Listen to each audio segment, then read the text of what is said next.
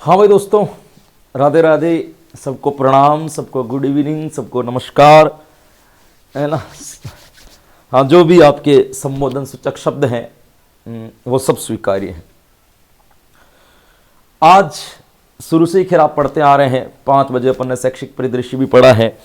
अभी साइकोलॉजी भी आपने 8 बजे पढ़ी होगी। अभी मेथड्स जो हैं वो भी आप पढ़ रहे हैं। रीति विज्ञान सीरीज, सब कुछ सीरीजें कंटिन्यू चलेगी। आपको पता है मेरा ब्रेक होता रहता है, लेकिन सीरीज कंप्लीट होने के बाद जो सेशन अपना 2100 प्रश्न है, 2100 प्रश्न कंप्लीट होने के बाद मैं कुछ भी करूं, मेरा काम है आपको ये प्रश्न कंप्लीट करवाना।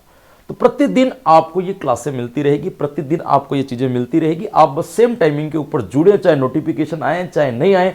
नोटिफिकेशन नहीं आए तो आप हमारे टेलीग्राम पेज से जुड़ जाएं, कन्हैया एजू सेंटर नाम से है, वहां से ले ले। और नहीं आ रहा तो स्क्रीन पे जो नंबर दिख रहे हैं उस पर हाई लिख के भेजें और नंबर सेव कर दें।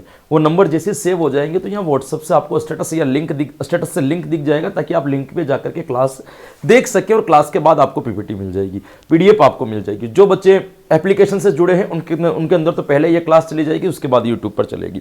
ठीक है, अब देखिएगा, सबसे पहले आप ये देखिए, मैं रीति विज्ञान पढ़ा रहा हूं, उसके पीछे क्या रीजन है। रीति विज्ञान लेवल 1 और लेवल 2 के अंदर सेम है, केवल हिंदी वालों के 4 कौशल अलग से पढ़ने हैं। जो हिंदी वाले बच्चे हैं उनको 4 कौशल अलग से पढ़ने हैं, जिसकी 3 क्लासें मैं अलग से लगा दूंगा। उनका काम हो जाएगा कौशल वाली क्लास से। बाकी लेवल 1 और लेवल 2 के शिक्षण वीडियो में कोई अंतर नहीं है।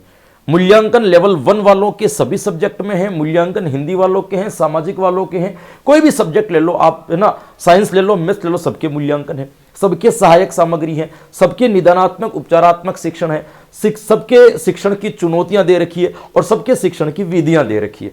तो कोई अंतर नहीं है शिक्षण विधियों में। केवल हाँ, ये अलग अलग पढ़ना चाहोगे तो अपने आप अलग अलग हो जाएगा। जैसे हिंदी में उपचारात्मक शिक्षण पढ़ो, चाहे गणित में पढ़ो, उपचारात्मक शिक्षण वही रहना है। हिंदी में मूल्यांकन पढ़ो, चाहे विज्ञान में मूल्यांकन पढ़ो, मूल्यांकन वही रहना है, चेंज नहीं होगा।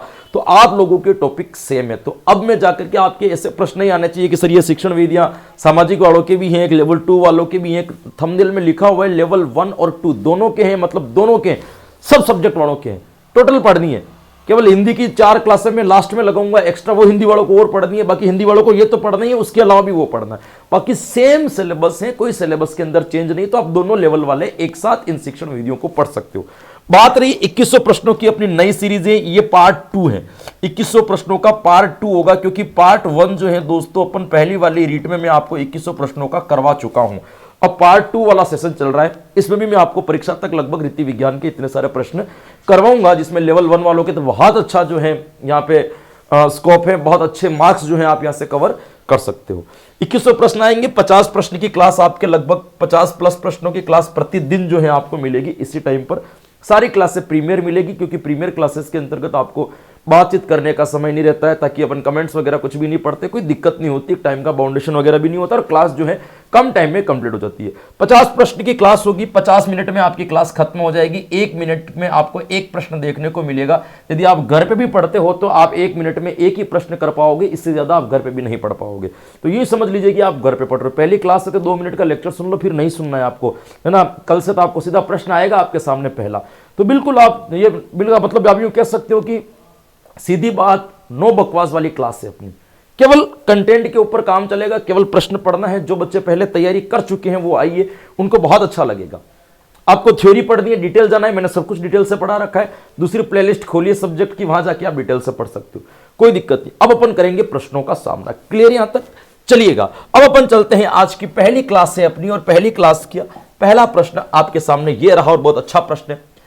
विद्यार्थियों द्वारा दी गई संप्रत्यात्मक त्रुटियों को मालूम करने का सबसे अच्छा तरीका कौन सा है? कि बालक संप्रति के कारण कोई त्रुटियां कर रहे हैं, कंसेप्ट क्लियर नहीं हुए, उसकी वजह से कुछ न कुछ गलतियां कर रहे हैं, उन गलतियों का पता लगाना का सबसे बढ़िया तरीका कौन सा होगा? ऑप्शन 1, इनको इकाई परीक्षण दिया जाए। इकाई परीक्षण से क्या हो जाएगा दोस्तों? कुछ नहीं हो सकता है। इकाई परीक्षण से संप्रत्यात्मक त्रुटियों का हम कैसे पता लगाएंगे? नहीं हो सकता है। उन्हें निदानात्मक परीक्षण दिया जाए। संप्रत्यात्मक त्रुटि का मतलब क्या होता है कि इसका कंसेप्ट क्लियर हुआ है कि नहीं। निदान कब करेंगे? जब कोई समस्या आती है। भाई अपन ने कंसेप्ट क्लियर हुआ कि नहीं हुआ, अपन को यह पता लगाना है। इसके लिए आपको निदान की आवश्यकता नहीं है। निदान के अंदर तो हम क्या करते हैं, समस्या के कारणों का पता लगाते हैं, ये क्यों नहीं हो रहा है, या आपको त्रुटि का पता लगाना है। कारणों का पता नहीं लगाना है तो निदान भी नहीं होगा, अपन काट देते हैं। कक्षा में ऐसे विद्यार्थियों की जांच के लिए ऐसे मौखिक प्रश्न किए जाएं जिसमें उन्हें सोचना पड़े। यह सबसे बढ़िया तरीका है। बालक का कंसेप्ट क्लियर हुआ कि नहीं हुआ, उसके लिए आप कक्षा के अंदर बच्चों को ऐसे प्रश्न पूछो जिसमें बच्चों को हल्का फुल्का सोचना पड़े, दिमाग लगाना पड़े। यदि वो सोच करके उस उत्तर के आसपास इर्द गिर्द या उस उत्तर तक पहुंच पा रहे हैं तब तो संप्रत्यात्मक क्रिया। यदि संप्रत्यात्मक त्रुटि हो रही है मतलब कहीं ना कहीं बच्चा कंसेप्ट क्लियर नहीं कर पाया है। तो सबसे बढ़िया तरीका यही रहेगा कि तर्क संबंधी या सोच संबंधी प्रश्न पूछा जाए। निष्पत्ति परीक्षण या उपलब्धि परीक्षण में इसमें कोई समर्थन नहीं है। तो आपका उत्तर जो सही हो जाना चाहिए दोस्तों वो कौन सा हो जाएगा? 3rd नंबर वाला उत्तर क्या हो जाएगा? सही हो जाएगा। निम्नलिखित में से क्या उत्तम उपलब्धि परीक्षण की विशेषता नहीं है? अब आप कहोगे सर हमारे सिलेबस में उपलब्धि परीक्षण नहीं दे रखा है। बिल्कुल नहीं दे रखा है दोस्तों, लेकिन ध्यान रखना है सतत मूल्यांकन उपलब्धि परीक्षण मूल्यांकन से जुड़े हुए बिंदु है, तो कुछ बारीक बारीक बातें आसपास की आपको पता होनी चाहिए। तो उपलब्धि परीक्षण और सीसीई के जो पूर्व की परीक्षा में प्रश्न आए वो प्रश्न मैं लेकर के आ रहा हूं। कोई फर्क नहीं पड़ रहा है 5-50 प्रश्न यदि अपन टॉपिक से इर्द गिर्द टच वाले पढ़ लेंगे तो, क्योंकि टॉपिक तो अपने क्लियर है, मूल्यांकन तो आता है, आसपास के प्रश्न पढ़ने में कोई दिक्कत नहीं होनी चाहिए अपन को। निम्नलिखित में से क्या उत्तम उपलब्धि परीक्षण की विशेषता नहीं है? मूल्यांकन की विशेषता भी यही होती है उत्तम। देखिएगा, विश्वसनीयता, बिल्कुल मूल्यांकन में विश्वसनीयता का होना जरूरी। हम सब जानते हैं कि ये एक अच्छा गुण है ना, जो प्राप्तांकों से जुड़ा हुआ है। अंकों की समानता को वस्तुनिष्ठता, वस्तुनिष्ठता का मतलब क्या था? उत्तर की समानता। अंकों की समानता विश्वसनीयता, उत्तर की समानता वस्तुनिष्ठता। अस्पष्टता मूल्यांकन की विशेषता नहीं होती है। वैधता होती है कि जिस उद्देश्य का निर्माण किया गया हो उसी उद्देश्य का मूल्यांकन लेंगे तो वो वैध होगा, बाकी वो वैध नहीं होगा। तो वैधता, वस्तुनिष्ठता, विश्वसनीयता होती है, अस्पष्टता नहीं होती है। इसलिए पूछा कि कौन सा नहीं है, तो सही उत्तर कौन सा निकल के आ जाएगा दोस्तों? 3रा वाला। क्लियर? चलिएगा, अगला प्रश्न क्या कह रहा है आपको? एक व्यक्ति में एक समय पर 2 विपरीत इच्छाओं का होना क्या कहलाता है? ये हालांकि मूल्यांकन से जुड़ा हुआ प्रश्न है लेकिन साइकोलॉजी का भी है। एक व्यक्ति के एक समय में 2 विपरीत इच्छाएं, मतलब एक व्यक्ति ऐसा है जिसमें 2 इच्छाएं ऐसी आ रही जो अपने आप में विपरीत है कि इसको चुना जाए या इसको चुना जाए। इसको अपन क्या कहेंगे दोस्तों? इसको कहते हैं द्वंद्व। हम सब लोगों को पता है कि आपने समायोजन वगैरह पढ़ा होगा तो उसमें द्वंद्व आपको मैंने पढ़ा रखा होगा कि जब 2 इच्छाओं में से किसी एक इच्छा का चयन करना हो उस वक्त बनने वाली मानसिक परिस्थिति को हम क्या कहते हैं? द्वंद्व कहते हैं। एक ऑप्शन दे रखा है कुंठा। जब हमें पूरी इच्छा हो कि यह चीज हमें प्राप्त हो जाएगी और वो चीज आपको प्राप्त नहीं हो रही है, उस वक्त जो मानसिक स्थिति बनती है उससे उत्पन्न होने वाले रोग को कहते हैं अपन कुंठा, है ना। क्योंकि बगनाशा, है ना, ये बगनाशा और कुंठा दोनों साथ आते हैं, है ना। चिंता या अपन तनाव की बात करें तो जो काम जिस समय पर होना चाहिए नहीं हुआ होगा तो तनाव या चिंता उत्पन्न होगी। दबाव का मतलब सामाजिक वातावरण को ध्यान में रख करके यदि हम कोई क्रिया करते हैं तो उस वक्त जो मानसिक परिस्थिति बनती है वो दबाव होता है। तो ये कह रहा है कि एक व्यक्ति के एक समय में 2 विपरीत इच्छाओं का होना क्या कहलाता है? तो वो क्या कहलाएगा दोस्तों? द्वंद्व कहलाएगा। या आपने साइकोलॉजी में पढ़ा होगा द्वंद्व जो है कितने प्रकार, 3 प्रकार का। सामान्य से उपागम, उपागम, परिहार, परिहार, उपागम, परिहार, 3 प्रकार के द्वंद्व होते हैं। एक में दोनों स्थितियां सकारात्मक होती है, एक में नकारात्मक होती है, एक में प्रत्येक स्थिति में एक गुण सकारात्मक और एक नकारात्मक होता है। ये आपने साइकोलॉजी में पढ़ रखा होगा। यहां पे इसका उत्तर द्वंद्व चला जाएगा। मध्यावधि परीक्षा का, है ना, एक उदाहरण होगा। मध्य अवधि परीक्षा का उदाहरण होगा। देखिए ध्यान रखिए कि मध्य अवधि का मतलब क्या होता है? मध्य की अवधि में, सिंपल भाषा में मैं कहूं कि अर्धवार्षिक परीक्षा को आप रचनात्मक मूल्यांकन कहते हो या योगात्मक। तो अर्धवार्षिक परीक्षा एक प्रकार का योगात्मक मूल्यांकन है जिसमें कई प्रकार के आंकलन, कई प्रकार के रचनात्मक मूल्यांकनों का समावेश होता है। तो यह प्रश्न कई बार भी रीट में पूछा गया था। मध्यावधि परीक्षा का उदाहरण होता है दोस्तों योगात्मक मूल्यांकन। भाई कौन सा मूल्यांकन होगा? योगात्मक मूल्यांकन। क्यों होगा? क्योंकि ये सेंटर में होता है। जो सेंटर में और अंत में जो होता है वो योगात्मक मूल्यांकन है जिसमें बहुत सारे मूल्यांकन समाहित रहे। तो यहां पे आपको ध्यान रखना है कि मध्यावधि परीक्षा का उदाहरण कौन सा होगा? योगात्मक मूल्यांकन। रचनात्मक मूल्यांकन शिक्षण के समय किया जाता है। मानदंड संदर्भित मूल्यांकन का आशय भी आप जब बालकों को शिक्षण करवा रहे होते उस वक्त की परिस्थिति में बनता है। और नैदानिक मूल्यांकन बालकों की समस्याओं का, कारणों का पता लगाने के लिए किया जाता है। तो यहां पर आपका उत्तर योगात्मक मूल्यांकन हो जाएगा। विश्वसनीयता की अवधारणा से क्या आशय? एक अच्छे मूल्यांकन की विशेषता होती है विश्वसनीयता। विश्वसनीयता की अवधारणा से आप क्या समझते हैं? ऑप्शन 1, निर्देशों की वस्तुनिष्ठता, मापन का उद्देश्य, प्राप्तांकों की संगतता, गणना की समरूपता। मैंने अभी आपको बताया था विश्वसनीयता का मतलब होता है अंकों की समानता, वस्तुनिष्ठता का मतलब होता है उत्तर की समानता। यदि उत्तर समान है यह वस्तुनिष्ठता है, अंक लगभग समान है, ये विश्वसनीयता है, शुद्धता। तो यहां पे आपका उत्तर सही हो जाएगा प्राप्तांकों की संगतता। यानी कि एक परीक्षण को एक शिक्षक बार बार जांच रहा है, बार बार चेक कर रहा है और परिणामों में आपको कोई अंतर देखने को नहीं मिल रहा है, मतलब वो विश्वसनीयता है। तो प्राप्तांकों की संगतता को हम क्या कहेंगे? विश्वसनीयता। और उत्तर की संगतता को हम क्या कहेंगे? वस्तुनिष्ठता। तो यहां पे आपका उत्तर हो जाएगा प्राप्तांकों की संगतता। ये सारे प्रश्न एग्जाम में पूछे गए हैं, मेरी मर्जी का एक भी प्रश्न नहीं है दोस्तों, ये ध्यान रखना। किसी विशेष कार्यक्रम या प्रशिक्षण के प्रभावों का मापन करने के लिए किस प्रकार के परीक्षणों को परिकल्पित किया जाता है या किस प्रकार के परीक्षणों को लिया जाता है? व्यक्तित्व, बुद्धि, उपलब्धि या रचनात्मक? देखो पहले इन परीक्षणों को काट दो, क्योंकि अपन मूल्यांकन की बात कर रहे हैं। या तो उपलब्धि होगा या क्या होगा? आपका रचनात्मक होगा। लेकिन ये क्या कह रहे हैं कि विशेष कार्यक्रम या प्रशिक्षण के प्रभावों का मापन करने के लिए, विशेष कार्यक्रम, ये कोई खास चीज चलेगी, इसका प्रभाव कैसा रहा है, इसके लिए आप क्या लोगे? रचनात्मक या उपलब्धि? देखो रचनात्मक मूल्यांकन हमेशा रनिंग टाइम में होता है, जब कोई चीज चल रही होती है उस वक्त होता है। परिणाम प्रभाव कैसा रहा, ये मतलब अंत की चीज होगी। अंत में हम उपलब्धि परीक्षण लेते हैं भाई, रचनात्मक नहीं लेते हैं भाई। उपलब्धि का पता तो अंत में चलता है। और ये क्या कह रहा है कि प्रशिक्षण के प्रभावों का मापन, कि कितना प्रभावी रहा है। अब यार आपका उद्देश्य कितना प्रभावी रहा है, आपका सेशन कितना प्रभावी रहा है, आपका शिक्षण कितना प्रभावी रहा है, तो उपलब्धि से पता चलेगा, बाकी पता चल ही नहीं सकता। तो यहां पे आपका उत्तर हो जाएगा उपलब्धि परीक्षण। चलिएगा अगला प्रश्न क्या कहता है दोस्तों? किसने मूल्यांकन की प्रक्रिया को त्रिमुखी बता करके त्रिकोण के रूप में प्रस्तुत किया? बहुत सिंपल प्रश्न है, मुझे नहीं लगता कि इसमें आपको कुछ समझने की जरूरत है। त्रिमुखी किसने बताया था दोस्तों? ब्लूम ने बताया था। हम सब लोग जानते हैं कि शिक्षण के अंदर उद्देश्य और शिक्षण के अंदर मूल्यांकन देने का काम जो किया था वो किसने किया था? ब्लूम ने किया था। तीन प्रकार, इसने एक त्रिभुज लिया था, आप लोगों को पता ही होगा ये चीज, अब मैं क्या ही बताऊं, ये तो पूरा हो गया। एक तरफ थे आपके शैक्षिक उद्देश्य थे, इस तरफ थे आपके अधिगम अनुभव इसने रखा था, और एक तरफ जो अंत में जो रखा था वो क्या रखा था? इन्होंने मूल्यांकन रखा था। ये थी इसकी त्रिमुखी, और ये किसने बताई थी? आपके ब्लूम ने बताई थी। ये हम लोग सब जानते हैं। यहां पे आपका उत्तर क्या हो जाएगा? ब्लूम सही हो जाएगा। निम्न में से कौन सा मूल्यांकन के त्रिकोण का भाग नहीं है? अर्थात जो ब्लूम ने त्रिकोणीय पद्धति बताई थी उसमें से कौन सी चीज नहीं आती है? शैक्षिक उद्देश्य सबसे ऊपर आ रहा है, मूल्यांकन इधर सबसे में लास्ट आ रहा है, शिक्षण अनुभव नहीं आ रहा है, अधिगम अनुभव आ रहा है। तो शिक्षण अनुभव नहीं आ रहा है। देखो शिक्षण और अधिगम में क्या अंतर है? शिक्षण और अधिगम में अंतर है। शिक्षण अधिगम का संबंध यहां पे एक भाग से न होकर के जो चीज आप पढ़ा रहे हो उससे है। शिक्षण का अर्थ केवल शिक्षा से है। तो बालक, जब आप बालकों को पढ़ाते हो तो उसके अंदर पाठ्यचर्या आती है, पाठ्य पुस्तक नहीं आती है। तो यानी कि इर्द गिर्द जुड़े हुए सारे चीजों का आप अधिगम करवाते हो। अधिगम का मतलब सीखने से है, शिक्षण का मतलब केवल पढ़ाने से है। तो शिक्षण अनुभव नहीं, अधिगम अनुभव कहलाएगा। तो यहां पे आपका कौन सा नहीं है? तो क्या उत्तर हो जाएगा? शिक्षण अनुभव नहीं है। अभी पहले वाले प्रश्न में ही अपन ने पढ़ा था। अधिक विश्वसनीय परीक्षण कौन सा होता है? शिक्षक निर्मित, मौखिक, आत्मनिष्ठ या प्रमाणीकृत? देखिए सामान्यतः निष्पत्ति या उपलब्धि परीक्षण को हम दो भागों में बांटते हैं। एक होता है शिक्षक निर्मित और एक होता है विशेषज्ञ निर्मित, जिनको अपन प्रमापी और अप्रमापीकृत कहते हैं। जिनका निर्माण किसी विशेषज्ञ के द्वारा किया जाता है वो तो होता है प्रमापीकृत, और जिसका निर्माण केवल शिक्षक करता है वो कौन सा हो जाएगा? अप्रमापीकृत। इनको मानकीकृत और अमानकीकृत भी कहते हैं दोस्तों। तो जो शिक्षक वाला जो होता है वो थोड़ा कम विश्वसनीय होता है, और जो विशेषज्ञों के द्वारा होता है वो अधिक विश्वसनीय होता है।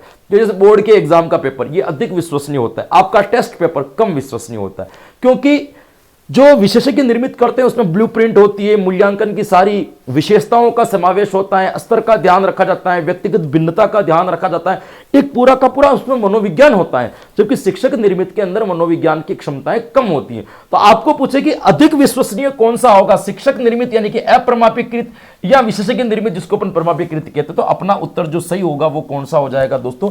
प्रमापीकृत, या अपन क्या कह सकते हैं? मानकीकृत। तो ए वाला चौथा वाला उत्तर इसके अंदर क्या हो जाएगा? आपका सही हो जाएगा। ध्यान रखिएगा, सीधे प्रश्न ऐसे ही चलेंगे, क्योंकि अपन रिवीजन कर रहे हैं, ना कि अपन पढ़ रहे हैं। अपन ने पढ़ चुके हैं, केवल अपन अपनी तैयारी को जांच रहे हैं और प्रश्नों को पढ़ रहे हैं।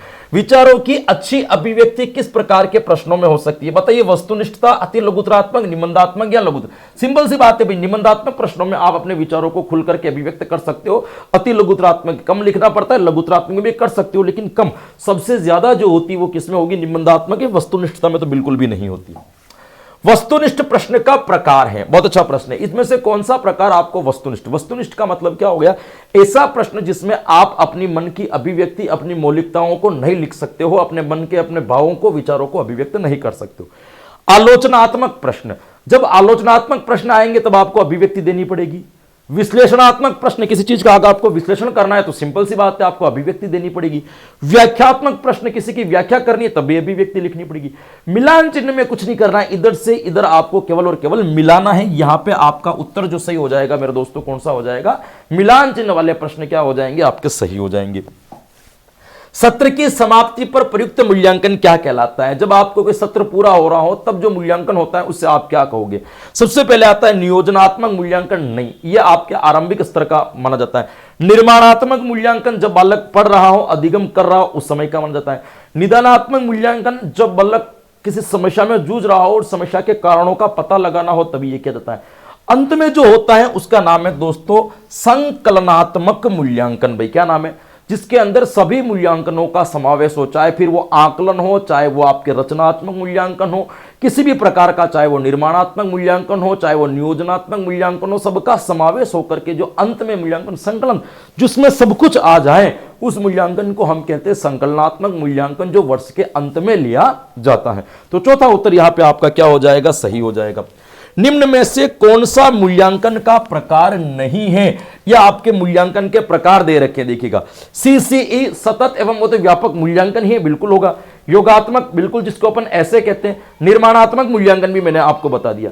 मानक जो है वो मूल्यांकन का प्रकार नहीं है, मानक मूल्यांकन की एक विशेषता कहलाती है दोस्तों। क्या कहलाती है, विशेषता। विशेषता क्या होती है कि जब आप किसी एक समान उपलब्धि वाले समूह का परीक्षण एक साथ में लेते हो, इसको मानकता कहते हैं। जैसे 8वीं में पढ़ने वाले बच्चों का परीक्षण, 8वीं की किताब के प्रश्न उसी बच्चों को पूछे जाएंगे जो 8वीं की कक्षा में पढ़ता है। क्यों, क्योंकि सबकी उपलब्धि समान है। जैसे आपने एसटीसी कर रखी है, सबके एक समान प्रश्न आएंगे, ये क्या है, मानकता। आपने बीएड कर रखी है, सबके एक समान प्रश्न आएंगे, ये क्या है, मानकता। तो समान उपलब्धि वाले समूह का परीक्षण एक साथ में लेना मूल्यांकन की मानकता कहलाता है। तो ये मानकता, ये क्या कहलाएगी, विशेषता कहलाएगी, यहां पे आपके इसका प्रकार नहीं कहलाएगा। सीसीई में व्यापकता का आशय निम्नलिखित में से नहीं है। सीसीई के अंदर दो शब्द होता है, एक सतत और एक क्या होता है, आपके व्यापक। व्यापक में वो सारी गतिविधियां आती जो शैक्षिक और सशैक्षिक से जुड़ी हुई। सतत का मतलब निरंतर मूल्यांकन लेना। तो व्यापकता के अंदर किस किस की व्यापकता, विषय की व्यापकता बिल्कुल होती है दोस्तों। विषय का दायरा होना चाहिए, उसमें बहुत सारे कौशल होते हैं। स्वास्थ्य कौशल होता है, सामाजिक कौशल होता है, तार्किक कौशल होता है। इन सभी कौशल का हम समावेश क्यों करें, विषय की व्यापकता। उपकरणों की व्यापकता बिल्कुल होती है, संसाधनों की व्यापकता। यदि आपके विषय का दायरा ज्यादा है तो उपकरण भी अधिक होना चाहिए, है ना। दायरा, क्राइटेरिया भी बहुत अधिक होता है, क्योंकि व्यापकता का मतलब हो गया सब कुछ समावेश। बालक का क्रियात्मक विकास, ज्ञानात्मक विकास, भावात्मक विकास, सामाजिक विकास, सांस्कृतिक विकास, सब प्रकार का विकास हो, ये दायरे की व्यापकता, यही सीसीई का काम है। प्रश्नों की व्यापकता में यहां पे कोई अर्थ नहीं है। प्रश्नों की व्यापकता का अर्थ का संबंध आपके मूल्यांकन की एक विशेषता से है। और ये कह रहा है कि सीसीई में व्यापकता, सतत एवं व्यापक मूल्यांकन में जो व्यापक शब्द है उसमें से किस विशेषता की बात नहीं की जाती है, तो वो प्रश्नों की व्यापकता की बात नहीं की जाती है। चलिएगा अगले प्रश्न की ओर चलते हैं दोस्तों। एक अच्छे मूल्यांकन की विशेषता नहीं है। आप में से देखिए, वेद्यता मैंने अभी आपको पढ़ाई कि वेद्यता का मतलब उसी उद्देश्य का मूल्यांकन। वस्तुनिष्ठता का मतलब उत्तर की समानता, है ना। व्यापकता का मतलब क्या होता है, संपूर्ण पाठ्यक्रम का समावेश होना चाहिए। भी आत्मनिष्ठता एक मूल्यांकन की विशेषता नहीं होती है, मूल्यांकन की विशेषता होती है वस्तुनिष्ठता, है ना। आत्मनिष्ठता का गुण नहीं होना चाहिए। एक अच्छे मूल्यांकन में किसका गुण होना चाहिए दोस्तों, वस्तुनिष्ठता का गुण होना चाहिए। तो यहां पे आपका उत्तर जो निकल करके आएगा वो क्या निकल करके आ जाएगा, आत्मनिष्ठता। देखिएगा अगला प्रश्न आपको क्या कहता है कि वस्तुनिष्ठ प्रश्नों की उपयोगिता का प्रमुख कारण क्या है। जो आप ऑब्जेक्टिव प्रश्न लेते हो, जो आपके रीट का पेपर आने वाला है, इसका मेन कारण क्या है। रटाई से मुक्ति, बिल्कुल सही है। निबंधात्मक प्रश्नों में अपन को रटना पड़ता है, इनमें अपन को रटना नहीं पड़ता, ये भी सही है। पाठ्यक्रम की व्याप्ति, अपन पाठ्यक्रम की व्याप्ति भी इसके अंदर होती है। निष्पक्ष मूल्यांकन, बिल्कुल ये भी सही है कि किसी भी प्रकार का पक्षपात जो है यहाँ पे नहीं होता है। विद्यार्थियों का हित, बिल्कुल ये भी सही है, सब कुछ सही। लेकिन प्रमुख कारण क्या है, तो मेन कारण है निष्पक्ष मूल्यांकन। किसी भी प्रकार का कोई भेदभाव नहीं हो सकता, क्योंकि किसी का भी उत्तर आपने ए भर दिया तो सबके लिए वो उत्तर ए ही सही है। तो या तो आपके नंबर पूरे आएंगे या फिर नहीं आएंगे, किसी भी बच्चे के साथ में कोई भेदभाव नहीं हो सकता। इसीलिए तो ये पेपर आउट करवा देते हैं जितने भी बड़े बड़े लोग होते हैं। यदि मान लो कि इसमें निष्पक्ष मूल्यांकन नहीं होता तो आपके OMR आप जमा करवा देते, उसके बाद भी छेड़छाड़ हो सकती है, तो बाद में उनको पता है अपन छेड़छाड़ नहीं कर सकते क्योंकि मशीन होंगी, OMR नंबर होंगे, सब पे सिग्नेचर होते हैं, इतना बड़ा प्रोसेस नहीं हो सकता। तो ये लोग क्या करते, पहले पेपर आउट करवा देते। तो पेपर आउट क्यों करवाते? वस्तुनिष्ठता के कारण, क्योंकि इसमें निष्पक्ष मूल्यांकन होगा, पक्षपात बाद में कर नहीं सकते। तो बाद में कर नहीं सकते तो फिर अपने है ना नजदीकियों को लगाएंगे कैसे, तो इसलिए वो लोग क्या कर लेते, पेपर आउट करवा लेते। तो निष्पक्ष मूल्यांकन इसकी सबसे बेस्ट विशेषता होगी दोस्तों। शिक्षक के तौर पर आपने एक उपयुक्त परीक्षण और जांच सूची का उपयोग करके छात्र की बुद्धि, उसके व्यक्तित्व तथा उसके व्यवहार के बारे में जानकारी एकत्रित की है। इस प्रक्रिया को आप क्या कहेंगे? आप एक टीचर हैं, आपने क्या किया, एक परीक्षण लिया, एक जांच सूची तैयार की, जांच सूची का आपने चेकलिस्ट का आपने प्रयोग किया। चेकलिस्ट क्या होती है, मैंने मूल्यांकन में आपको पढ़ा दी कि बच्चों के बारे में जानना। तो आपने उसमें बालक की बुद्धि का पता लगाया, बालक के व्यवहार का पता लगाया, उसके व्यवहार का पता लगाया, उसके व्यक्तित्व का पता लगाया। इस प्रक्रिया को आप क्या कहोगे? क्या इसको आंकलन कहोगे, क्या इसको मापन कहोगे, क्या इसको मूल्यांकन कहोगे, या आप इसको उपयुक्त सभी कहोगे? देखिए, मूल्यांकन होता है मूल्यों का अंकन करना। जब आप मात्रात्मक और गुणात्मक दोनों रूप में जब किसी चीज को प्रदर्शित करते वो मूल्यांकन होगा। मापन के अंदर केवल गुणों का पता लगाना, इधर इसने बुद्धि का भी पता लगा लिया जो संख्यात्मक भी होती है। ये होता है दोस्तों आंकलन। जो हम किसी बच्चे की छोटी छोटी चीजों का पता लगाते हैं ना, वो आंकलन कहलाता है। मापन में केवल गुण का पता लगा जाता है। अब एक छोटी बालक की बुद्धि कितनी है, आंकलन। व्यक्तित्व का पता लगाए, व्यवहार का पता लगाए, ये एक आंकलन है कि जो शिक्षण के लिए जरूरी होता है, जो मापन के लिए जरूरी होता है, जो मूल्यांकन के लिए जरूरी होता है, एक आंकलन कहलाएगा दोस्तों। तो आपने जो ये गतिविधि की है, ये गतिविधि किसके अंतर्गत आएगी दोस्तों? आंकलन के अंतर्गत आएगी। निर्माणात्मक मूल्यांकन का उद्देश्य क्या है? आप लोग भी सोच रहे होंगे कि सर इतने दिन से आए ना, एकदम दिमाग से 50 प्रश्न लेकर के आ गए। मैंने आपको कहा भी था कि मैं लास्ट टाइम में आपके साथ में आ जाऊंगा, आपको जितनी तैयारी करनी वो कर लो, है ना। धक्का लगाने का काम मैं कर दूंगा आपको, है ना। अब जब जाकर के ठहर जाओगे कि अब कैसे किया जाए, तो उस वक्त मैं आपके सपोर्ट में, है ना, स्केप फोल्डिंग करने के लिए तैयार हो जाएगा कि नहीं। तब तक आपको जो करना है वो कर लो। तो आपने अपने हिसाब से पढ़ाई कर ली। अब मेरा काम क्या है, आपको उस पढ़ाई के साथ में एक रफ्तार बनाना। तो हम कौन से लोग होते हैं, जब रनिंग करता हुआ एक व्यक्ति दौड़ता है, मेन दौड़ने वाला तो एक होता है, लेकिन लास्ट में जाते वक्त उसको सांस लेने की जरूरत होती है, तो वो अपना हाथ का स्केल किसी और को पकड़ा देता है और वो फिर दौड़ने लगता है। तो वो हम वो है कि आपको लास्ट परिस्थिति में दौड़ा करके क्या करेंगे, आगे निकालेंगे। ये हमारा काम है। क्योंकि कुछ लोग थ्योरिकल, हालांकि हम तो दोनों बेस्ट पढ़ाई देते हैं, मुझे पता है, मैं मतलब इतना तो पढ़ाई देता हूं कि यहाँ एक बच्चे को समझ में आ जाए या उसके एग्जाम की इतना काम का होता है, लेकिन फिर भी MCQ एक्सप्लेन करना मुझे लगता है कि मैं थोड़ा ज्यादा ठीक है, और इससे ज्यादा बच्चों को बेनिफिट भी होता है। देखिएगा, निर्माणात्मक मूल्यांकन का क्या उद्देश्य? निर्माणात्मक मूल्यांकन का क्या उद्देश्य भाई? बालकों को ग्रेड प्रदान करना निर्माणात्मक मूल्यांकन नहीं कहलाएगा। निर्माणात्मक मूल्यांकन बच्चा भी सीख रहा है, इस प्रकार के मूल्यांकन को निर्माण हो रहा है। अध्यापक के उद्देश्यों की पूर्ति का पता लगाना, निर्माणात्मक मूल्यांकन में अध्यापक के उद्देश्य का कोई लेना देना नहीं होगा। विद्यार्थियों की समझ का पता लगाना अपन रख सकते हैं, लेकिन इससे पहले अपन ये पढ़ेंगे, प्रगति पर गौर करना एवं उपचारात्मक अनुदेशन योजना बनाना। यह सही है कि बालक की प्रगति कैसे हो रही है। अनुदेशन का मतलब शिक्षण, तो उपचारात्मक शिक्षण की योजना बनाना कि बालक कहां गलती कर रहा है और कहां उपचारात्मक शिक्षण की जरूरत है। इसके लिए निर्माणात्मक मूल्यांकन लिया जाता है कि बालक सीखते वक्त उसका ध्यान लगाया जाता है कि बालक कहां त्रुटि कर रहा है और इस त्रुटि का सुधार हम कैसे कर सकते हैं। यही निर्माणात्मक मूल्यांकन का एक उद्देश्य कहलाएगा। यहां पे आपका नंबर 1 आंसर क्या हो जाएगा, सही हो जाएगा। निम्न में से कौन सा कथन आदर्श संदर्भित परीक्षण के लिए सत्य नहीं है?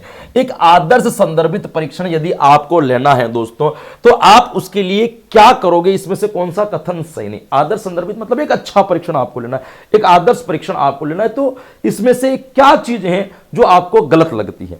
पहले बात करते हैं, यह एक मानकीकृत परीक्षण है। भाई सही, इसमें क्या दिक्कत? मानकीकृत होना चाहिए, आदर्श वही होगा, यह तो सत्य है, इसका उत्तर नहीं हो जाएगा दोस्तों।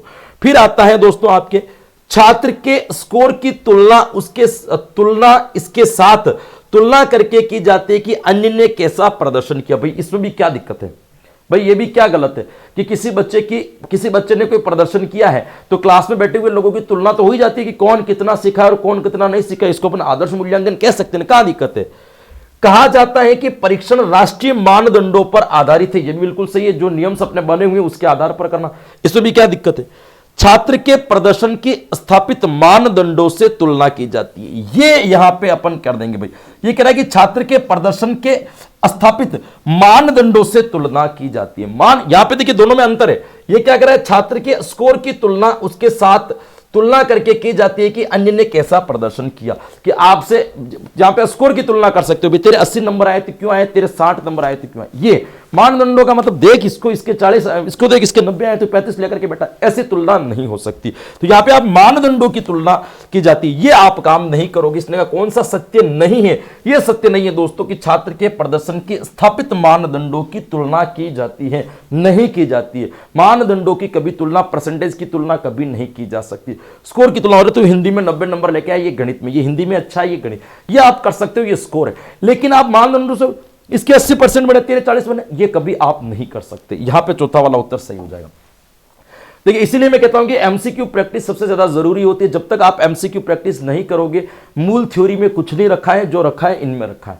प्रश्न जो सही होंगे वो यहां से होंगे। एमसीक्यू प्रैक्टिस बहुत जरूरी है, इसलिए मैं आपको सबसे पहले दिन से ही मैं इस चीज के ऊपर जोर दे रहा हूं। आपको निम्न में से निर्माणात्मक मूल्यांकन का उद्देश्य है, आपको बताना है कि इसमें से कौन सा निर्माणात्मक मूल्यांकन का उद्देश्य है।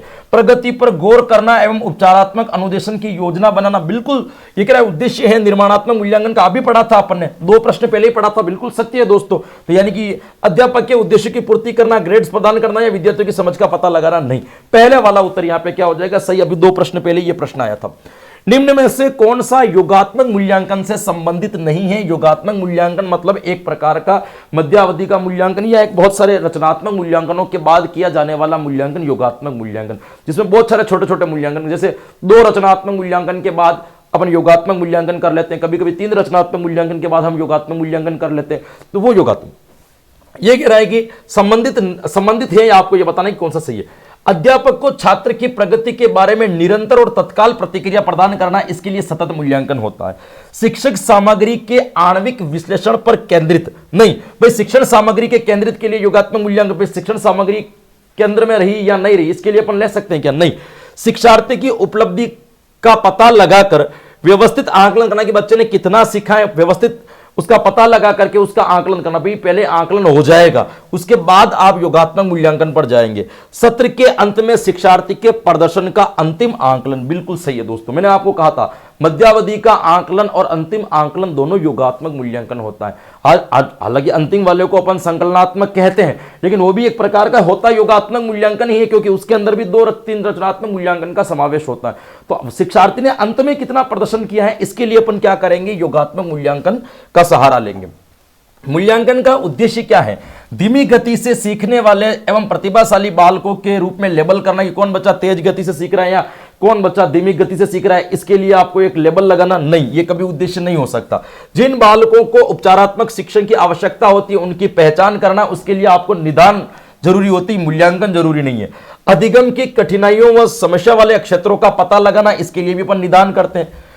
उत्पादक जीवन जीने के लिए शिक्षा किस सीमा तक तैयार कर पाई है, उसका पुष्टि पोषण या प्रदान करना, फीडबैक देना कि आप अपने जीवन में जो ये 1 साल दिया है, इस 1 साल में जो आपने शिक्षण प्राप्त किया है वो आपके जीवन में कितना काम आएगा, आपने कितना सीखा है जो आपके जीवन का पुष्टि पोषण कर सकता है, जो आपके जीवन की गति को सुधार सकता है।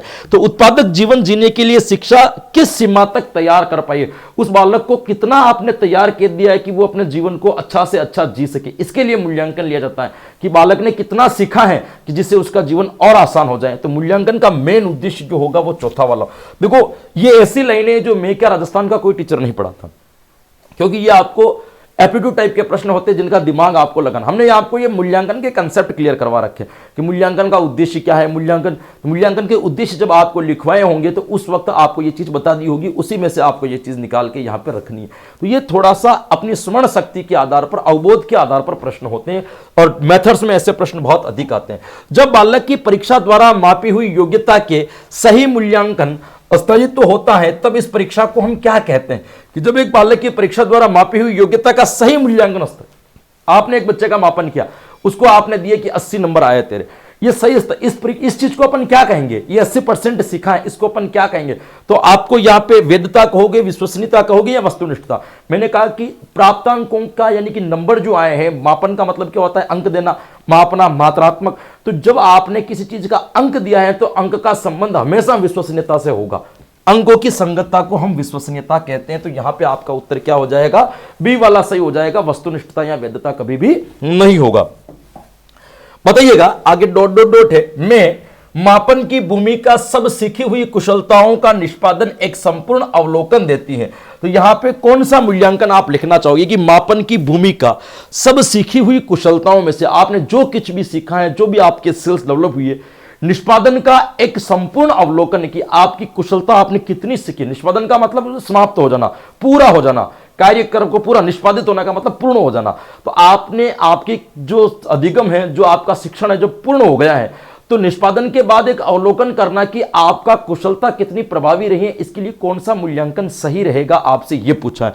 निर्माणात्मक मूल्यांकन, योगात्मक मूल्यांकन या निदानात्मक? देखो फिर ये बात आ रही कि अंत में मूल्यांकन की बात कराएगी। मापन की भूमिका में सीखी हुई कुशलताओं का निष्पादन एक संपूर्ण अवलोकन देती है कि बालक ने कुल कुशलताओं में से कितना सीखा। जब कुल की बात आती है, जब सबकी बात आती है, तब योगात्मक मूल्यांकन होता है, क्योंकि ये एक भाग नहीं है बल्कि ये बहुत सारे मूल्यांकनों का एक समावेश है। तो यहां पे आपका उत्तर जो सही होगा मेरे दोस्तों, वो कौन सा हो जाएगा? 2 वाला।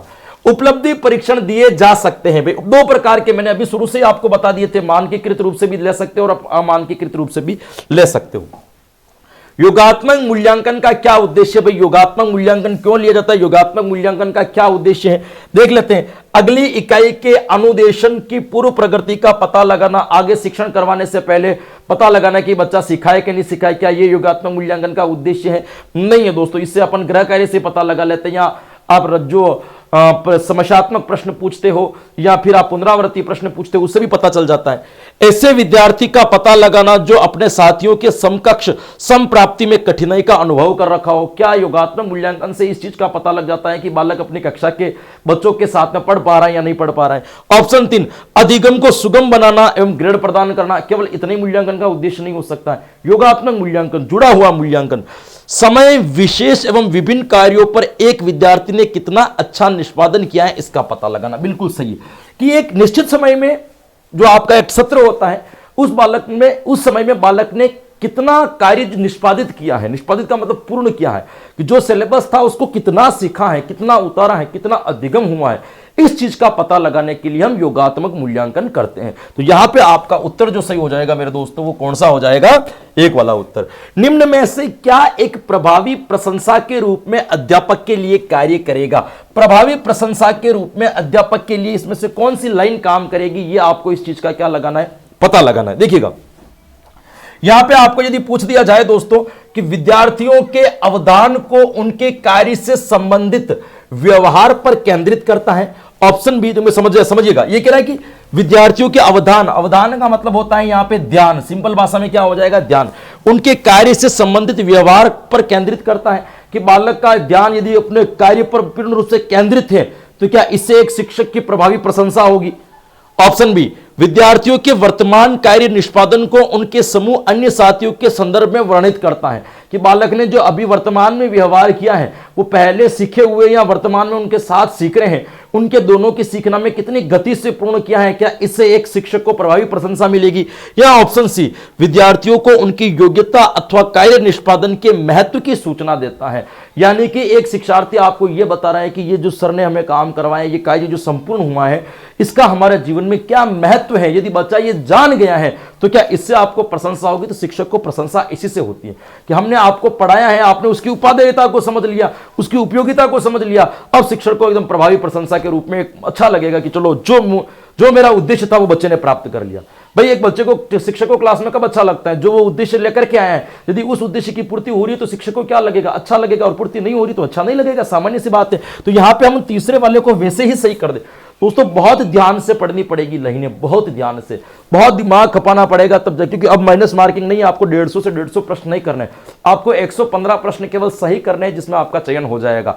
तो वो जो आपको 30-35 प्रश्न छोड़ने हैं, उनका टाइम आपको इस 115 प्रश्न में दिमाग खपाने में देना है, तेज गति से नहीं चलना है। इसलिए OMR शीट के ऊपर अभी से अभ्यास करना शुरू कर देना, ताकि इसका भी बेनिफिट्स आपको वहां पे मिलेगा, है ना। माइनस मार्किंग का एग्जाम है, तो आप इतनी जल्दबाजी न करें। आप पहली बार रीट में ऐसा एग्जाम हो रहा है, रीट लेवल 1 वाले तो पहली बार माइनस मार्किंग से टकराएंगे, तो आप इस चीज को थोड़ा सा ध्यान में रखें भाई, है ना। तो सोच समझ करके उत्तर दे। इसीलिए मैं आज वो प्रश्न लेकर के आया जो परीक्षा में आए। हो सकता है कि रिपीटेशन होगा भाई, 5, 15, 20% का तो होगा, तो 2-4 क्लास में अपन पहले वाले एग्जाम में आए हुए प्रश्न कर लेते हैं। अगर रिपीटेशन होगा तो उस प्रश्न का बेनिफिट हमें 100% मिल जाएगा, क्योंकि मनोविज्ञान ये कहती है कि आप किसी चीज को एक बार ध्यान से देख लेते हो तो दूसरी बार वो चीज जब भी आपकी आंखों के सामने आती है तो आप उसको पहचान लोगे। तो इस प्रश्न का उत्तर यदि आपने एक बार क्लास में देख लिया, तो ये प्रश्न यदि आपके पेपर में होगा तो मैं यकीनन कह रहा हूं, मेरा हाथ आपके दिमाग में आ जाएगा, तुरंत टिक कर देगा, इसका आंसर ये होगा। ये जरूरी होता है दोस्तों।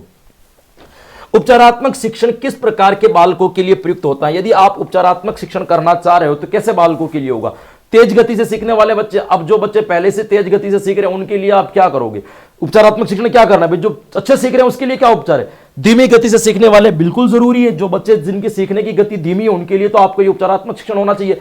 प्रतिभाशाली बालकों के लिए आप क्यों करोगे? और रचनात्मक रूप से जो बालक सीख रहे हैं, जो क्रिएटिव बालक है, उनके लिए आपको उपचारात्मक शिक्षण की जरूरत ही क्या है? उपचारात्मक उन बच्चों के लिए जरूरत है जिनके समस्या हो। तो कोई बच्चा धीमा गति से सीख रहा है तो उसकी समस्या है, तो यहां पे आपका उत्तर क्या हो जाएगा? धीमी गति से सीखने वाले बालक। निम्नलिखित में से कौन सी मापने की एक वैज्ञानिक विधि है दोस्तों?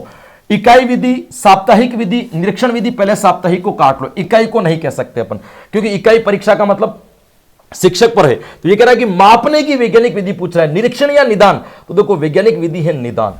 पहले सीधा समस्या का समाधान मत करो। पहले क्या होता था आपको पता है कि कक्षा के अंदर जैसे बच्चे ने मस्ती की तो सीधा टीचर उसको क्या करने लगा? पीटने लगता था। जैसे एक बच्चे ने चोरी की कि सर मेरी पेंसिल चुराई, किसने चुराई? उसने चुराई, चल बुला इधर, मुर्गा बन जा, हाथ ऊपर कर दे, 2 खींच के मार देते। ये क्या है? ये सीधा उपचार कर रहे हैं भाई। निदान तो करो भाई, उसने पेंसिल क्यों चुराई पता तो लगाओ, इसके पीछे क्या कारण है, फिर उसका करो। ये वैज्ञानिक पद्धति है।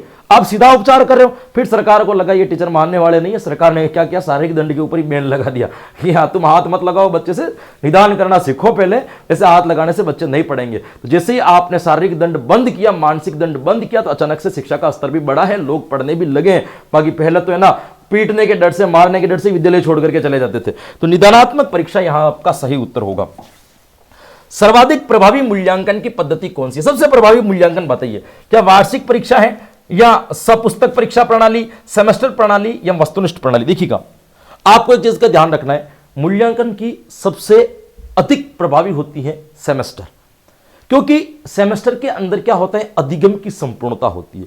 अधिगम का मतलब क्या होता है? जैसे एक साल में 3 सेमेस्टर हो रहे हैं, तो यानी कि आपको जैसे कोई एक किताब है, आपको उस एक किताब को 3 भागों में बांट देना भी। कितने भागों में बांट देना? 3। अब एक किताब की एक बार परीक्षा हो रही है और एक किताब के 3 भागों में परीक्षा हो रही है, तो बालक एक एक भाग को आराम से पढ़ सकता है, उस एक एक भाग के अधिगम को ग्रहण कर सकता है और उस एक भाग के कंसेप्ट को क्लियर कर सकता है। तो पूरी किताब को जब वो 3 भागों में बांट करके पढ़ रहा है तो उसका अधिगम अच्छा होगा। यदि वो एक ही भाग में पढ़ रहा है तो अधिगम कमजोर होगा। तो सबसे प्रभावी प्रणाली जो मानी जाती है वो सेमेस्टर प्रणाली मानी जाती है। इंपॉर्टेंट करके याद रखना, इस चीज को महत्वपूर्ण है याद रखना। सबसे प्रभावी मूल्यांकन किस प्रणाली को माना जाता है? तो सबसे प्रभावी मूल्यांकन माना जाता है सेमेस्टर प्रणाली। सेमेस्टर आप सब लोग समझते हैं। निम्नलिखित में से कौन सी आकलन पद्धति विद्यालयों की सर्वोत्तम अक्षमता को पोषित करती है? बहुत अच्छा प्रश्न है कि इसमें से आकलन की कौन सी ऐसी पद्धति है जो विद्यालय की सर्वोत्तम क्षमता को पोषित करती है, सबसे ज्यादा अक्षमता को क्या करती है? पोषित करती है या पूर्ण करती है। देखिएगा, इसके अंदर भी अपन ऑप्शन देखते हैं। जब विद्यार्थियों को बहुविकल्पी प्रश्नों के माध्यम से किए गए परीक्षण के रूप में तथ्यों को दोहराने की आवश्यकता होती है। एक बालक को आपने बहुविकल्पी प्रश्न दिए, उनके उत्तर बच्चे ने बताए और बच्चों को ये उत्तर देने के बाद में भी दूसरी बार उसको दोहराने की जरूरत पड़ रही है, तो क्या ये एक विद्यालय की एक श्रेष्ठ आकलन पद्धति को परिपोषित कर सकती है? नहीं कर सकती है दोस्तों, क्योंकि भाई वस्तुनिष्ठ प्रश्नों का मतलब आप उत्तर दे रहे हो और उसके लिए भी आपको दोहराने की जरूरत पड़ रही है, तो गलत है।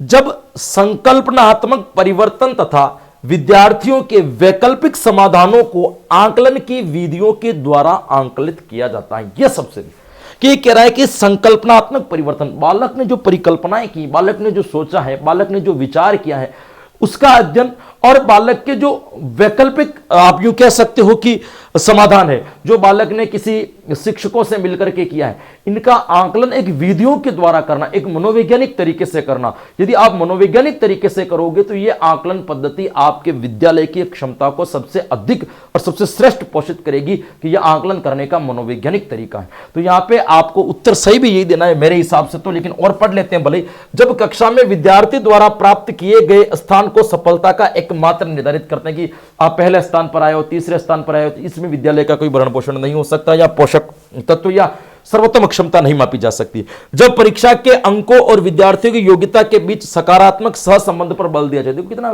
ऑप्शन सही लग रहा होगा आपको। ये क्या है, जब परीक्षा के अंक और विद्यार्थियों की योग्यता के बीच में सकारात्मक संबंध, भाई तेरे 40% बने तेरे लिए सही बने, सकारात्मक, भाई तूने जिस हिसाब से पढ़ा था, तेरा दिमाग था, उसके हिसाब से तेरे बढ़िया बने, तो ये सकारात्मक ज्ञान नहीं, तेरे 40 क्यों बने भाई, 90 बनने चाहिए थे।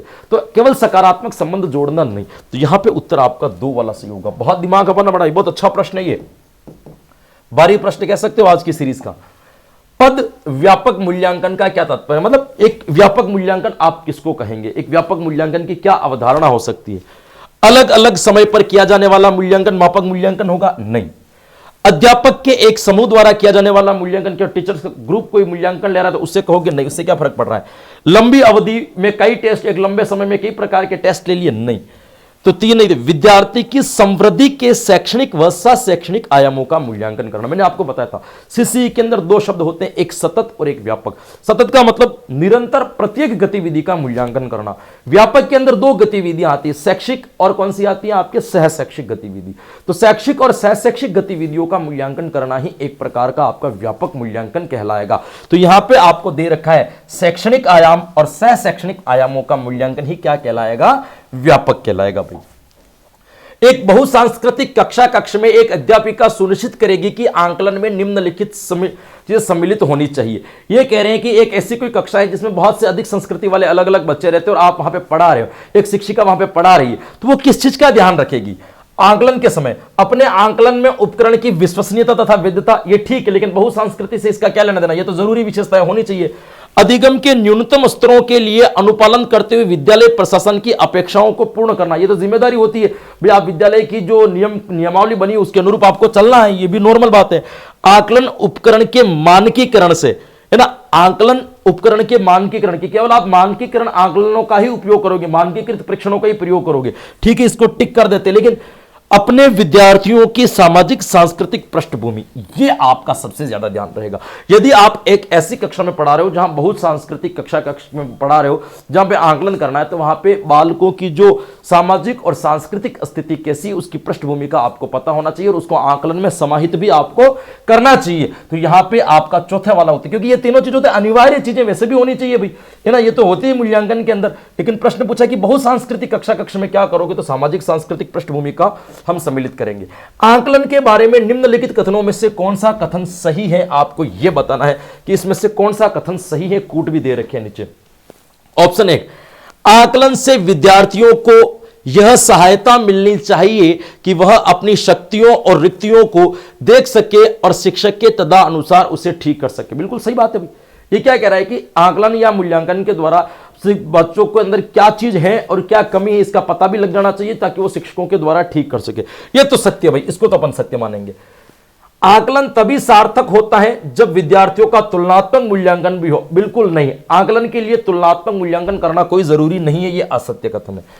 आकलन केवल स्मरण शक्ति का ही नहीं बल्कि बोधन और अनुप्रयोग का भी होना चाहिए। बिल्कुल सही है, केवल आपके स्मरण, आपके दिमाग में क्या है उसका आकलन न होकर के आपने क्या समझा है, आप समस्या का समाधान कैसे कर सकते हो, उसका भी मूल्यांकन होना चाहिए। बिल्कुल सत्य बात है, आकलन इसका होना चाहिए।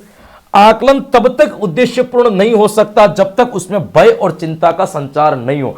देखिए, सतत एवं मूल्यांकन का उद्देश्य भी यही था कि परीक्षा के भय से मुक्त करना। यदि बच्चा परीक्षा से डर रहा है, मतलब वो अच्छी परफॉर्मेंस नहीं कर पाएगा। ये कैसे सही हो सकता है? ए और सी सही है। देख लो ए और सी कहां दे रखा है आपके। अच्छा, ए और सी 2 जगह दे रखा है, पहले में भी है और दूसरे में भी है। चलो आप कहीं से भी देख लो, ये वाला भी और ये वाला भी सही मानेंगे। यहां पे कुछ अलग कर देते हैं, ए और डी कर लेते हैं ना, तो सही उत्तर कौन सा हो जाएगा दोस्तों? ये वाला ए और सी वाला सही हो जाएगा। निम्नलिखित में से कौन सा अधिगम के आकलन को उजागर करता है? बहुत टफे प्रश्न आ गया ना पहले दिन में, लेकिन मैं क्या कर सकता हूं भाई, ये सारे जितने भी प्रश्न वगैरह जो आए हैं है ना। ये जितने भी प्रश्न वगैरह जो आए हैं वो कहां से आए हैं, तो ये पहले एग्जाम में पूछे गए थे, कोई हमारे हाथ में तो था नहीं, इस वजह से अपन ये नहीं कर पाए थे, तो कोई दिक्कत जैसी बात नहीं। तो ये कह रहा है निम्नलिखित में से कौन सा अधिगम के आकलन को उजागर करता है। तो यहां पे आकलन को, इसमें से कौन सा कथन है जो आपके आकलन को बता रहा है, तो ये आपको बताना है। ऑप्शन 1, शिक्षक विद्यार्थियों की चिंतन प्रक्रियाओं पर ध्यान देने के अलावा उनकी अवधारणात्मक समझ का भी आकलन करते हैं। बिल्कुल सही है भाई, एक बालक की चिंतन प्रक्रियाओं पर ध्यान, की बालक कितना सोच रहा है, इसके अलावा भी वो उनकी और अवधारणाओं को भी समझ रहे हैं, तो क्या आप इसको आकलन कह सकते हो? हम बिल्कुल इसको आकलन कह सकते हैं, ये तो सत्य है। दूसरा ऑप्शन है, शिक्षक मानक उत्तरों से विद्यार्थियों के उत्तरों की तुलना करके उसका आकलन करता है। जो पासबुक में या जो रियल उत्तर दे रखा है उससे और बच्चे ने जो बताया उसकी तुलना कर रहा है, भाई इससे तो क्या आकलन मानोगे? ये एक अच्छे आकलन को उजागर नहीं करता। यानी कि बालक के अधिगम का मतलब सीख रहा है, ये सीखने वाले आकलन को नहीं। फिर उत्तर को मिला रहे हो तो परीक्षा वाला आकलन हो सकता है। शिक्षक पाठ्य पुस्तकों में दी गई जानकारी के आधार पर विद्यार्थियों को आकलन कर रहा है, नहीं, वो बालकों की भाई मौलिकता का आकलन भी तो आपको करना पड़ेगा, क्योंकि बालक क्या कर रहा है, अधिगम कर रहा है, सीख रहा है। शिक्षक किसी विद्यार्थी के निष्पादन का आकलन दूसरों के निष्पादन की तुलना करते हुए कर रहा है, कि तूने जो सीखा है उसने कितना सीखा है, दोनों में तुलना कर रहा है, नहीं, पहले वाला उत्तर ही सही हो जाएगा। मानकीकृत परीक्षणों की आलोचनाओं में से एक यह है, मानकीकृत का मतलब क्या हो गया, जो विश्वसनीय परीक्षण अधिक होता है उनकी आलोचनाओं में से एक आलोचना यह भी है, इसका आपको क्या रखना है दोस्तों, ध्यान रखना है। भाई इतना धीरे कैसे चल गया मैं। उनकी भाषा को समझना मुश्किल है, परीक्षण बड़ी आबादी पर लागू नहीं किया जा सकते। देखो मानकीकृत परीक्षण हमेशा बड़ी आबादी पे होते, बोर्ड की कक्षाएं पूरा राजस्थान में एक साथ होगी, ये तो सत्य है। इसने क्या पूछा है, यह एक है भाई आलोचना में से, नहीं ये तो सकारात्मक ही। उनकी भाषा को समझना मुश्किल होता है, क्या हो सकता है, कुछ भी नहीं हो सकता, भाषा को समझ सकते हो। वे बच्चे की क्षमता की स्पष्ट तस्वीर नहीं देते, बिल्कुल देते हैं। बालक की क्षमता कितनी है, बिल्कुल देते हैं। मानकीकृत मनोवैज्ञानिक परीक्षण एक प्रकार का।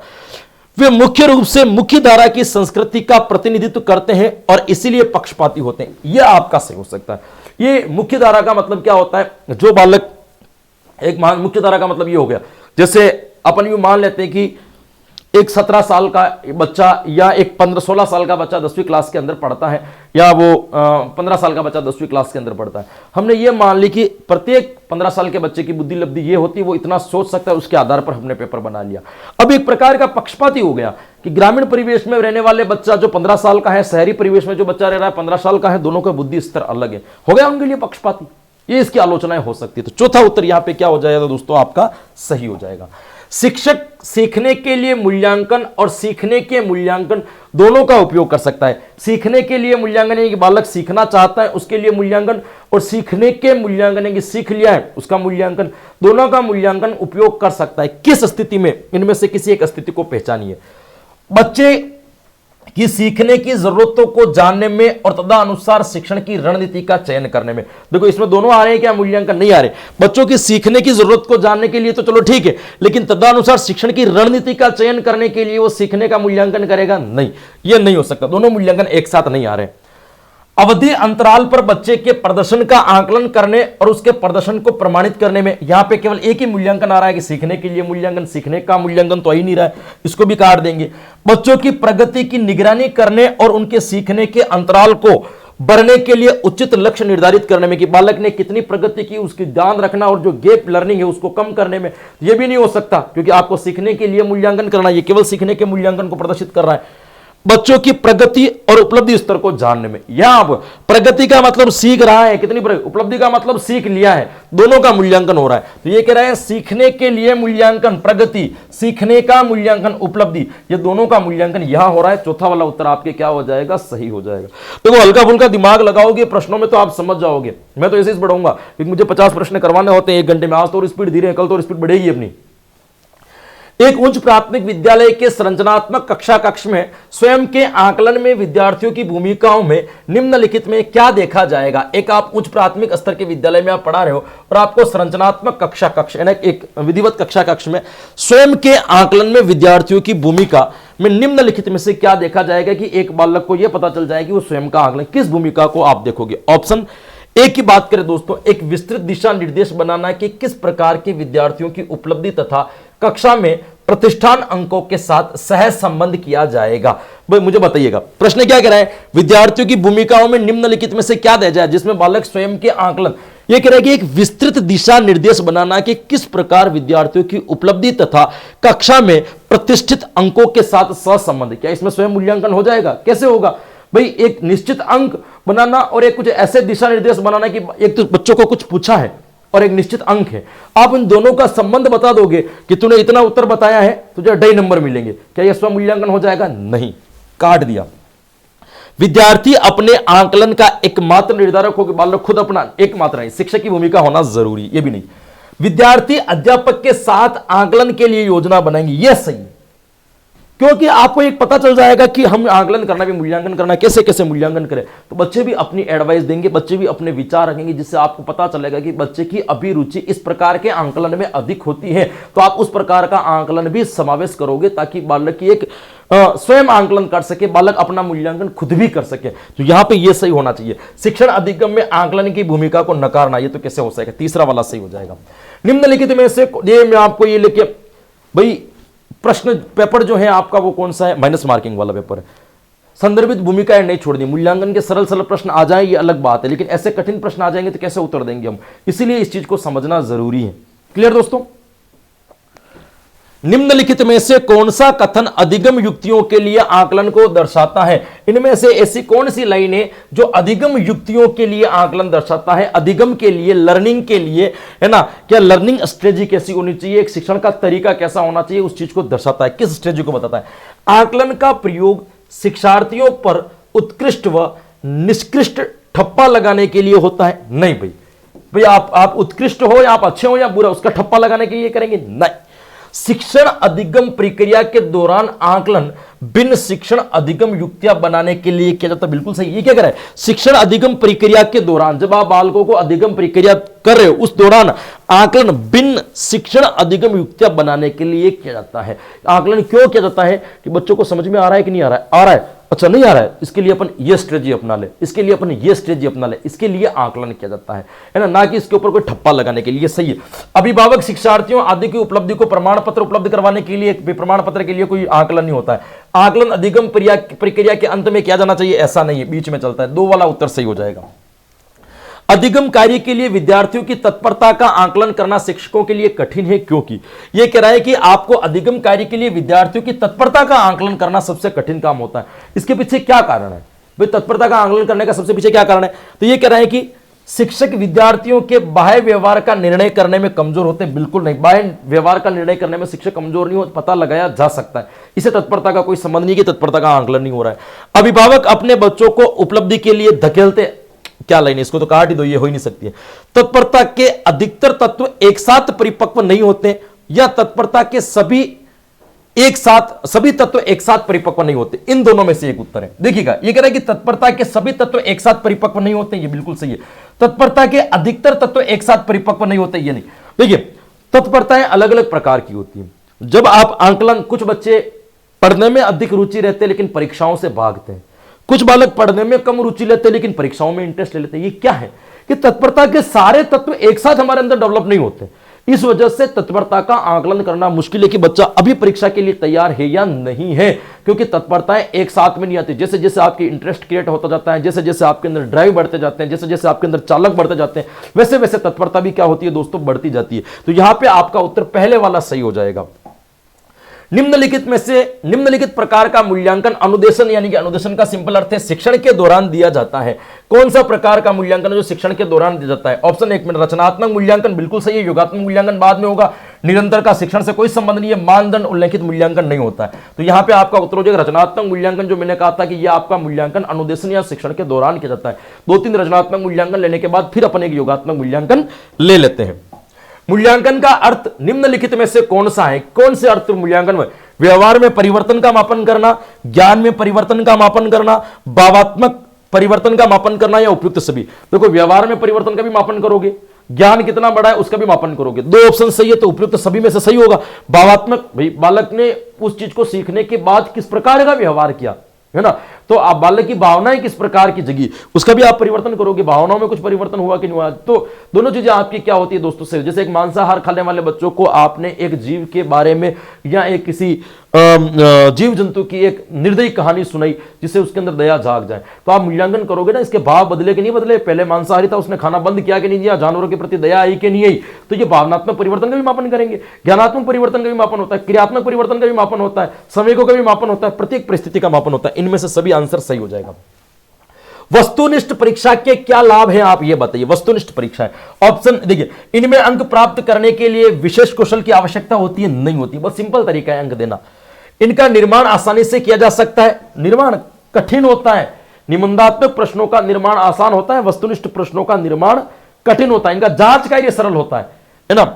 इनकी तैयारी के लिए अधिक समय होता है, तैयारी के लिए अधिक समय होती है कि क्या लिखा है, अच्छा इनके तैयारी के लिए अधिक समय की आवश्यकता होती है। प्रश्न आधा लिख दिया इन्होंने, आवश्यकता होती है नहीं भाई।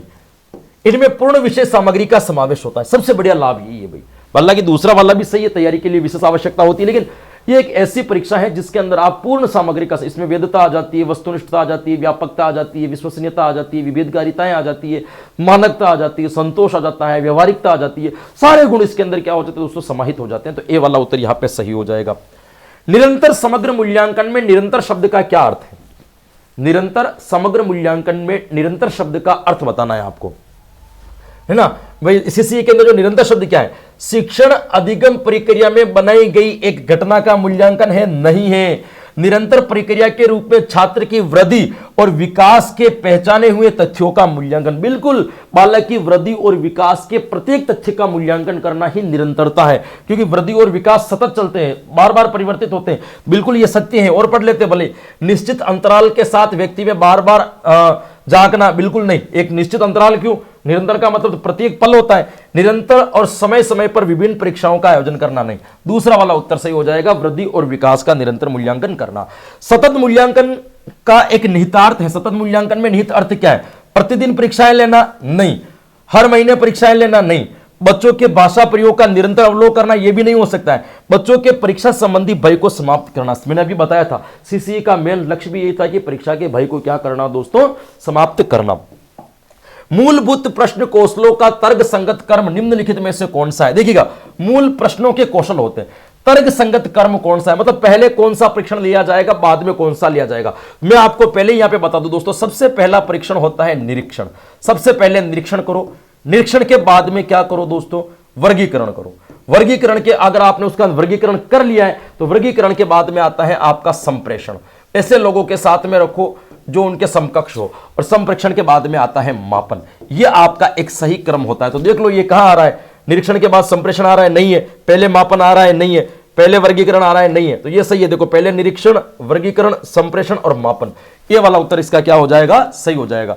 जब एक बावर्ची खाना पकाते समय खाने को चखता है तो वो किस प्रकार का मूल्यांकन होगा? सीखने के रूप में आंकलन, आंकलन और सीखना, सीखने का आंकलन या सीखने के लिए आंकलन। तो बालक, वो बावर्ची क्या कर रहा है, खाना बनाते हुए चख रहा है, मतलब वो सीख रहा है। सीखने के लिए आंकलन कि मैंने नमक कम डाला है या ज्यादा डाला है, वो टेस्ट कर रहा है। यदि वो टेस्ट नहीं कर रहा है तो वो सीख गया, है ना। तो सीखने के लिए आंकलन चल रहा है। यहां पे डी वाला ये प्रश्न आया था एक बार, इंपोर्टेंट करके ध्यान रख लेना, बच्चे उस वक्त कंफ्यूज भी थे। प्रतिमान मैंने पढ़ा रखे पुरानी क्लासों में। छात्रों की अधिगम संबंधी समस्याओं का पता चलता है अवलोकन से, भाई चल सकता है, इकाई परीक्षण से कुछ नहीं चलता है, बुद्धि परीक्षण से भी नहीं चलता है, तो पता चलता है निदानात्मक परीक्षण के। अधिगम संबंधी समस्याओं का पता लगाना निदानात्मक परीक्षण एक प्रकार से हो सकता है आपका। निम्नलिखित में से शिक्षण, सीखने की प्रक्रिया के परिणाम के गुणवत्ता तथा मात्रात्मक संबंधी विवरण उपलब्ध होते हैं कि बालक ने जो अधिगम किया है, जो सीखा है, उसका परिणाम गुणवत्ता में कितना रहा है और मात्रात्मक कितना रहा है। इस चीज को अपन क्या कहेंगे, तो मूल्यांकन कहते हैं। मूल्यांकन के अंदर मात्रात्मक और गुणात्मक दोनों आते हैं। टी वाला उत्तर सही हो जाएगा। और ये लीजिए, अधिगम में आंकलन किस लिए आवश्यक होता है? अधिगम जब कराया जाता है तो आंकलन क्यों जरूरी होता है? ग्रेड अंकों के लिए ना, पृथक्करण और श्रेणीकरण के लिए जरूरी है, लेकिन इतना जरूरी भी नहीं होता है। प्रेरणा के लिए बिल्कुल जरूरी है, जांच परीक्षण के लिए नहीं। आंकलन लेने का जो मेन काम है, अधिगम करते समय बार बार आंकलन, ताकि बच्चों को मोटिवेशन मिले कि हाँ मुझे ऐसे सीखना है, मुझे इस तरीके से सीखना है। इसलिए आंकलन, देखिए आपको कोई टॉपिक पढ़ा दिया जाए उसके बाद मूल्यांकन लिया जाए, ये बड़ी चीज नहीं है। टॉपिक चल रहा है उसके बीच में मूल्यांकन ले रहे हैं, ये ज्यादा जरूरी है। बीच बीच में प्रश्न पूछ रहे ज्यादा जरूरी, क्योंकि आप उस वक्त आपको पता चल जाएगा मुझे किस चीज को किस तरीके से सीखना है और किस तरीके से नहीं सीखना है। दोस्तों, ये मूल्यांकन से संबंधित 50 प्रश्न थे आज की क्लास की जो आए थे, बहुत टफेस्ट प्रश्न थे, बहुत मुश्किल प्रश्न थे। आप लोग जितना भी साथ दिया देखिएगा। इसकी पीडीएफ जो है वो आपको मिल जाएगी कल जो है टेलीग्राम पेज पे, कन्हैया एजू सेंटर के नाम से हमारा टेलीग्राम पेज ज्वाइन कर ले, वहां मिल जाएगी। क्लासों का शेड्यूल भी आपको वहीं मिलेगा। नोटिफिकेशन मेरे चैनल के बंद है जो नहीं मिल पा रहे हैं, है ना। बाकी क्लासें आप देख ही रहे हो, सेम क्लास पे तीनों क्लासें आपको कल भी उपलब्ध रहेगी, रेगुलर उपलब्ध रहेगी जब तक ये सीरीज कंप्लीट नहीं हो जाती है। तो 2050 प्रश्न अपने और बचते हैं जिसकी तुलनाएं अभी तक अपन करेंगे। तब तक के लिए शुभ रात्रि, गुड नाइट। कल फिर मिलेंगे नई क्लास में, तब तक के लिए जय हिंद।